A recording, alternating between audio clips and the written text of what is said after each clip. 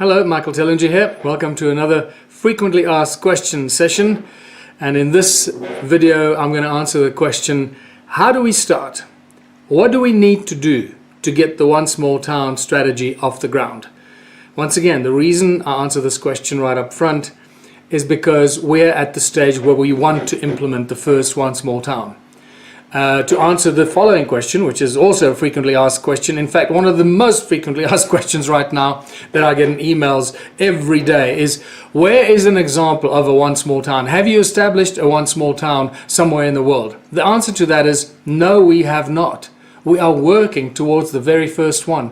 I can promise you that the time that we start the very first small town successfully and according to the plan of action, the implementation steps, where the mayor drives it and it's supported by a large percentage of the community and the town council. The moment we launch the one small town in that fashion, everyone around the world will know about it, and you too will know about it very quickly, because the PR and the media that we've got planned around this, with the mayor as the driving force and the face and the voice of the one small town, will start going around and become viral very, very quickly. Because people all over the world are desperate for solutions. People want to know that there's a way out of this mess. And people will gravitate towards the one small town video and the positive messages broadcast by the mayor every week about the progress and activity and what we're doing, and the success stories will be so inspiring and so attractive to the people of the world. Millions and millions of people around the world across all countries. This I know because I've received emails from people from all countries in languages I didn't even know existed. People everywhere want a solution to the problem we all face as humanity. So how do we start? What do we do? There are various ways to start this. There's an easy way, or a journey, or a route that's going to be a lot easier. And then there are stages of more and more difficult ways, as you know, the sources and the support tools that we have are less. So the first prize to start one small town is that we find a town and a mayor and the council that love the idea, that are desperate for new ideas, for new plans of action, a town council and a mayor that realize that the current system that we're in does not provide the solutions, a town council and the mayor and the people of the town that realize that here's an opportunity that will bring them into a situation that will bring prosperity and abundance, that will attract investors, that will bring the new businesses, the opportunities, the reactivation of the farms, the factories, the schools, the hotels, the motels, the hospitals that are standing empty, the roads that are broken. This is an opportunity for a mayor and the council and the people of the town to literally take the broken town and turn it upside down and turn it into an infinite possibility of opportunities for anything we as the people of the town choose to do. Whatever we feel we have the capacity for.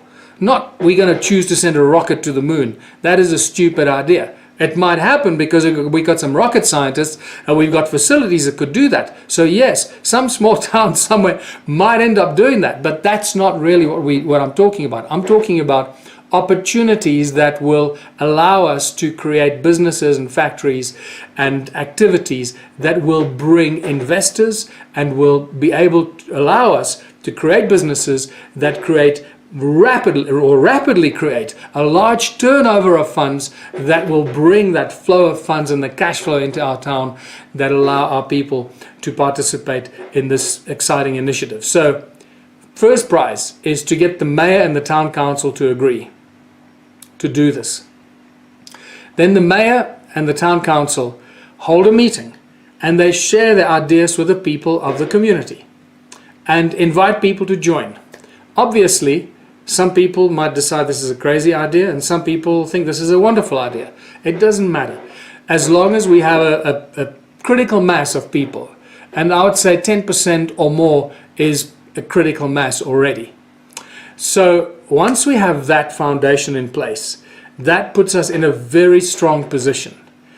keep in mind, if the mayor and the council decide to do this, the funding will come from the investors that the mayor, who becomes the voice and the face, invites.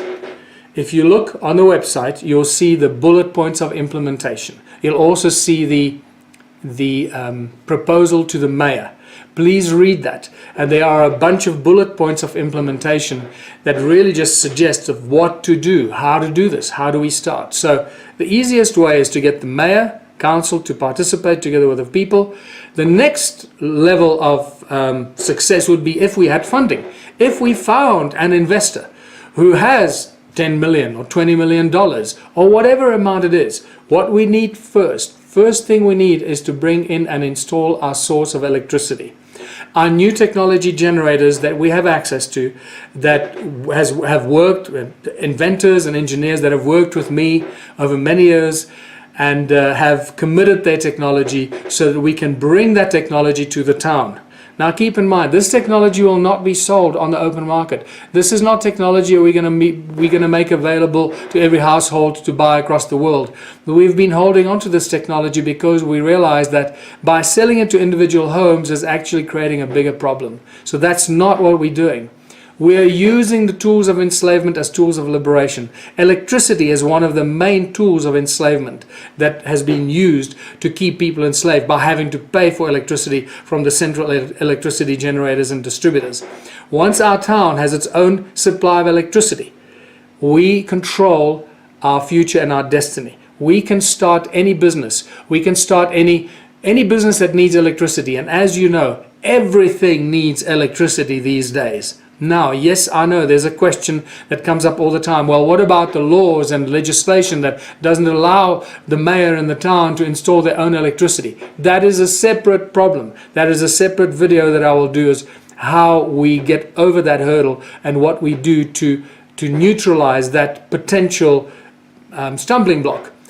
So that we as a community, the mayor and the council, has the right to install and implement their own source of electricity. We'll deal with that separately. Let's assume we have passed that and we're moving on.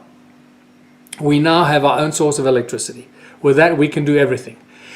Let's assume we can't implement it and we don't have our source of electricity. It doesn't mean that we can't start a one small town or initiate a one small town launch. We can just carry on as we are. We use the initiative and the unity of the people in the community, together with the funds and the investors of the funders, or the funds of the investors rather, that have identified the opportunities with us and are keen to invest in those opportunities. Again, those opportunities are anything you can imagine, from farming, agriculture, industry, manufacturing, healthcare, education, as diverse as it can possibly be. So the first thing we do with the mayor and the community is identify all these opportunities, identify the industrial opportunities, identify the people skills. So see what farms are standing empty, see what warehouses are empty, factories, hotels, houses, motels, schools, etc. What is standing empty that could be reused, could be fixed and reutilized as a business that is co-owned by the people of our town. Keep reminding yourself that every business that we start under this model, although it might have an investor from outside, that investor will only retain 33 1/3% of that business. The other 2/3 belong to the community and the people of that town, collectively, together, because the people of the town are the ones that provide all the labor, all the additional support that is needed, the free labor that these businesses need. And anyone that's ever run a business knows it is the labor, and often it's the unskilled labor, more often than not. It's the unskilled labor. When someone can receive training for a day or 2 days and then they can perform that task, that would be called unskilled labor. Not like somebody that has to perform surgery or etc. etc. Someone that has had to go through far more training to perform life-threatening activities. Those are separate. Okay, we'll deal with that question in a separate video. And that video would deal with people with different level skills. How do we deal with that? How do we equal and equalize the playing field so that everyone, no matter whether they're a doctor or whether they're a laborer, how can we equal the playing field or level the playing field so that everybody feels equally appreciated and nobody has better privileges because they've got a better education. That's a separate video. So let's come back to this. So now we have identified the industrial and all the different opportunities, and the mayor then becomes the voice and the face of the message. It is a well-scripted, well-filmed, beautifully presented, slick production that goes out every week. We send out the good news. We sell the sizzle, not the steak, like they say in advertising. So this is what we do. It's a very strategic, very well written and planned and filmed and executed production that goes out, where the mayor talks about the excitement, about the new projects, about the new opportunities, what we've achieved, what we've succeeded with, what we're planning, all the excitement, sell the sizzle all the time. Get the investors and get the people excited about what it is that we're planning, what it is that we are busy implementing, and what it is that we've already succeeded in. Even if the successes are tiny, they are still successes, because right now in small towns there are very few successes to sing about. So every little tiny success we have will be turned into a huge story, because that's what people want to hear. They want to know that this thing works. They want to see the successes, however small they may be. So the mayor and the mayor's face and the voice will be the driving force behind this, because the mayor's voice and face is far more powerful than my voice and face. No investor is going to come to our town because Michael Tillinger says this is an exciting opportunity. Or if some business guy in a town gets on video and says, come to our town, we got exciting opportunities. But if the mayor of the town, who represents and is appointed, a politically appointed figure by the people, and this is where we use the tools of enslavement as tools of liberation. We use mayors as politically appointed individuals. Can you see that? So when the mayor gets in front of the camera and the politically appointed leader of that community and that town invites the investors, invites the researchers, the inventors, the scientists, the healers, the teachers, invites all these amazing talents to his or her town, you know they'll pay much more attention to that than if I tell the people or the world that. So that's how we start this. It's really, really simple. I really urge you to go and read the implementation points, but keep in mind that the businesses that we've identified are not just going to be willy-nilly, oh, we've got some opportunities in this or some opportunities in growing food in a field somewhere. No.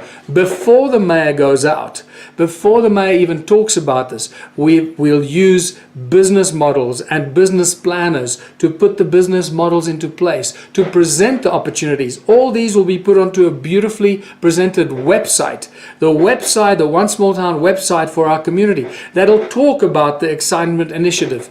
How many people are involved, all the businesses that we've identified, the business opportunities for the investors, how much is needed, what are the expected returns for the investors. All of this will be on the website. So it is a completely transparent activity and initiative from the word go. You can see that it has to be completely transparent, because this way we will start attracting the investors and the people that realize this unique opportunity. Keep in mind, once an investor has come in to invest into one of the businesses, whether it's the dairy, the bakery, the engineering shop, the healthcare center, whatever it is, only one investor will be brought in to invest into that business opportunity. After that, that business belongs to the entire community and all its people. So we're not going to bring another investor in to compete with ourselves. So you'll realize that the investors will probably see this as a very hot investment opportunity. And I truly believe, I've been saying this for many years, once the first set of investors have invested into our unique opportunities, our unique businesses in the first One Small Town, and other investors or rich people with money around the world find out about this, I believe that there will be a stampede of investors into small towns to grab those first investment opportunities. Why? Because there are a finite number of investment opportunities. in the small towns. And there are also a finite number of small towns until they become big cities and big towns that are unmanageable. So this presents a new, unique investment opportunity to conscious people. Hopefully they're conscious people with money. But it could be unconscious people. They just want to use their greed and capitalism as an incentive to come and invest because they're going to make a lot of money. That doesn't matter. We don't care where the money comes from and how it gets to us. Obviously, we don't want dirty money in our town, but we don't care if the guy is doing it for greed or, investing for greed purposes. Every investor is going to be treated the same way. There's a set number of rules that they have to abide by that each town will set up for themselves. And if the investor finds those rules and conditions acceptable, then they will invest. Keep in mind, every member of that community that contributes their 3 hours a week is immediately a shareholder and an co-owner of that business. The investor retains 1/3. But the investor gets all the benefits of the free labor, the additional skills, the components, the ingredients, the special things that we add and grow ourselves and contribute. So if that business is a dairy and we're making cheese, then we contribute the milk to the cheese factory. We're not going to charge ourselves for the milk because we create the milk or produce the milk ourselves. Understand the benefit for the person that invests into the cheese factory. This is an integrated plan. Every business we create is integrated with every other business on every possible level. And the benefits never stop. So I believe that this is going to become a true stampede investment opportunity because there are only so many small towns in the world. And once the cornerstone investment opportunities have been taken up, whether it's the food, the farming, the dairy, the engineering factory, the bakery, etc., the healthcare center. Once those cornerstone investment opportunities have been taken up, it's not going to take long for the town to make enough money so we, the people of the town, no longer need investors. We can then take the money that we've made and are making from the profits of these other businesses to start additional businesses in our town with our own funding. So we only really need the first few cornerstone seed funding businesses, after which we no longer need investors because our town and the people of our town will have our own money to initiate anything we need and choose to initiate. This is why I believe there's going to be a stampede of investors for the first small towns. And that's going to be a very exciting time. So let's go back to the question, what if, how do we start this? What do we need to do? Now, let's say that you live in a town where the mayor is not interested, the council is not interested, they're just unconscious, they don't care, they're doing their own thing, they're running the town into the ground. Well, the next thing then is to run for mayor. Start a campaign, present this as your strategy, what you want to do to uplift your town, and run for mayor. Become the mayor of your town, and then you implement this strategy. Or if you're an influential businessman in the town, in the community, you can also start this as an influential businessman by creating this cooperative structure. And then you, as the support, as the driver, the business person, with sufficient funding, obviously, of your own making, so with the support and the labor of the town's community and the people, you then, as the community, set up a channel and start promoting your town as a one small town. You take the power. You take the power away from the mayor and the council, because you'll have the money that you'll then redistribute to the town to fix and upgrade and innovate and improve all the things that the mayor and the council are unable to do. So very quickly the people of your town will start looking to you and your one small town initiative as the saviors of your town and the people that are actually doing something for your town. That initiative itself will bring additional investors and start to grow this very, very quickly. I don't need to add that obviously the mayor of that town and the council of that town that didn't want to participate are not going to last. The next time the mayoral elections come around, that mayor will be voted out And one of you, or possibly the initial investor and business person in that town, may run for mayor, or somebody else might run for mayor that promotes the one small town philosophy. So whichever way you look at this, we can start this. We can either start it with the support of the mayor and the full fanfare to go out there, all guns blazing, and make it look fantastic to the world. Or we can start it with just a funder. Or we can start it with just the local townspeople and one business. And it needs to be a large enough business, obviously. And then invite and create an incentive for other business and investment opportunities. So I trust that's given you a little bit of a more detailed insight into this. How do we start? What do we do? What do we need? It's just our own initiative, our own vision, our own initiative, and a belief that we as the people of a small town can make this happen. We don't need anybody to tell us this can't happen. If we have a critical mass of people in our town and sufficient businesses that want to do this, we, the people of any town, can initiate this without funding and without the mayor. But obviously with funding and with the mayor, it's going to be a lot quicker and a lot easier. So until next time, this is Michael Tellinger. Bye for now.